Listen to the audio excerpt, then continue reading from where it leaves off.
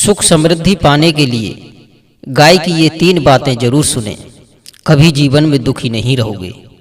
नमस्कार दोस्तों, एक बार फिर से स्वागत है आपका अपने YouTube चैनल गगन ज्ञान सरोवर में। जो दर्शक हमारे चैनल पर पहली बार आए हैं उनसे निवेदन है चैनल को सब्सक्राइब करें, जिससे हर वीडियो का नोटिफिकेशन सबसे पहले आपको मिले। दोस्तों, आज फिर से एक नई जानकारी लेकर हाजिर हुए हैं। मित्रों, आज की कहानी बड़ी ही शिक्षाप्रद है। प्रिय मित्रों, आपसे निवेदन है कि वीडियो को पूरा जरूर सुनें। आज की कहानी एक गौ माता की कहानी है। ये तो आप जानते ही हैं कि हमारे हिंदू धर्म में गाय का कितना महत्व है। गाय हमारे लिए बहुत ही महत्वपूर्ण है। गाय का यह प्रसंग बहुत ही ज्ञानवर्धक है। जो मनुष्य आज के इस प्रसंग की बातों पर अमल कर लेता है तो उसे अपने जीवन में कभी गरीबी का सामना नहीं करना पड़ेगा। अगर गाय के द्वारा बताई गई इन 3 बातों का जो पालन कर लेता है तो वो कभी गरीब नहीं रहेगा। दोस्तों, तो शुरू करते हैं आज की कहानी, ये प्यारा सा वीडियो। दोस्तों, एक समय की बात है। एक शहर में एक कबाड़ी उसे कहते हैं जो टूटे फूटे पुराने सामान को खरीदता है और बेचता है, उसे कबाड़ी कहते हैं। एक शहर में कबाड़े वाला अपने परिवार के साथ रहता था।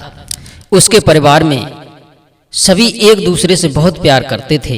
वह कबाड़ी रोज शहर की गली गली में जाकर टूटे फूटे पुराने सामान खरीदता था और उसे ले जाकर बड़े कबाड़े की दुकान पर बेचा करता था। इस काम से जो आमदनी होती थी उसी में सभी बहुत खुश थे। यह उसका रोज का काम था।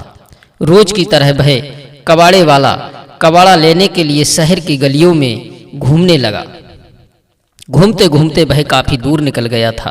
तभी उसने देखा रास्ते में एक कार वाले ने गाय को ठोकर मार दी है, जिससे गाय के पैर में चोट लग गई थी। रास्ते में आने जाने वाले लोग उस गाय को देख रहे थे। देखने वालों की तो भीड़ लग गई थी, पर उस गाय की मदद कोई नहीं कर रहा था, न ही कोई गाय की सहायता करने के लिए आगे आ रहा था। उस कबाड़े वाले से रहा नहीं गया। वह अपना ठेला लेकर के दौड़ता हुआ उस गाय के पास पहुंच गया। उसने देखा गाय दर्द से व्याकुल है। उसने आसपास के लोगों की मदद से उस गाय को अपने ठेले पर रखवा लिया और गाय को ले जाकर जानवरों के डॉक्टर के पास पहुंच गया। डॉक्टर ने कबाड़े वाले को बताया कि उस गाय के पैर की हड्डी टूट गई है, इसलिए गाय अभी चल नहीं सकती है। गाय को चलने में कुछ दिन लग सकते हैं। वह कबाड़ी उसके पास जितने पैसे थे वो सारे पैसे उस डॉक्टर को देकर के गाय को अपने घर ले आता है। कबाड़े वाले के साथ साथ उसकी पत्नी भी उस गाय की सेवा अच्छी तरह से करती है। इस वजह से गाय बहुत जल्दी ही ठीक हो गई और अपने पैरों पर चलने लगी। यही सब देख करके कबाड़ी और उसकी पत्नी बहुत खुश हुए। अब गाय खूब चलने फिरने लगी। उधर गाय का मालिक गाय को ढूंढते ढूंढते उस कबाड़ी के घर पहुंच जाता है। गाय का मालिक गाय को पहचान लेता है और गाय को देख करके बहुत खुश होता है। गाय का मालिक कबाड़े वाले से कहता है, यह गाय तो मेरी है, मैं इसे ले जाना चाहता हूँ। तब कबाड़ी उस गाय के मालिक से कहता है, गाय आपकी है, ले जा सकते हो, मगर एक बात ध्यान रखना, जब गाय की सेवा ना कर सको तो कम से कम गाय का शोषण मत होने दो।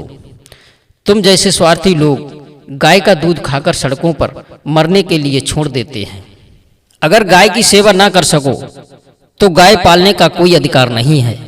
तब गाय का मालिक बहुत ही शर्मिंदा हो जाता है। गाय का मालिक कबाड़े वाले को गाय की सेवा करने के बदले में कुछ इनाम देना चाहता है, पर कबाड़े वाले ने इनाम देने से मना कर दिया। कबाड़ी कहता है, आप मुझे जो इनाम देना चाहते हो वो इस गाय माता की सेवा में लगा देना। इस पर गाय का मालिक उसे सिर्फ धन्यवाद बोलकर ही गाय को लेकर अपने घर वापस चला जाता है।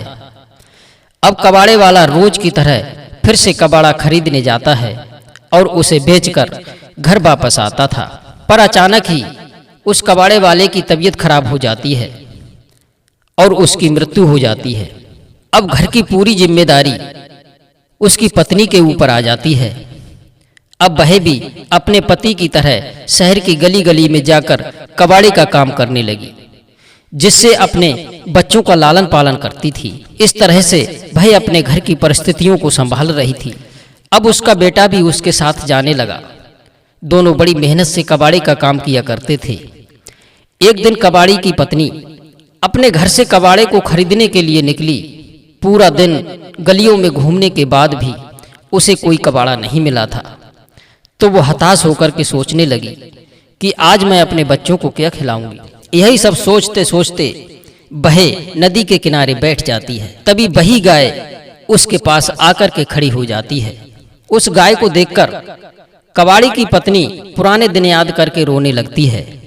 तभी गाय एक देवी का रूप लेकर के कबाड़ी की पत्नी से कहती है, मैं तुम्हारे पति और तुम्हारी सेवा से बहुत खुश हुई। तुमने मेरी बहुत सेवा की, बोलो तुम्हें क्या चाहिए, मैं तुम्हारी एक इच्छा पूरी करूंगी। बता, मैं तेरी गरीबी को हमेशा के लिए दूर कर दूं क्या?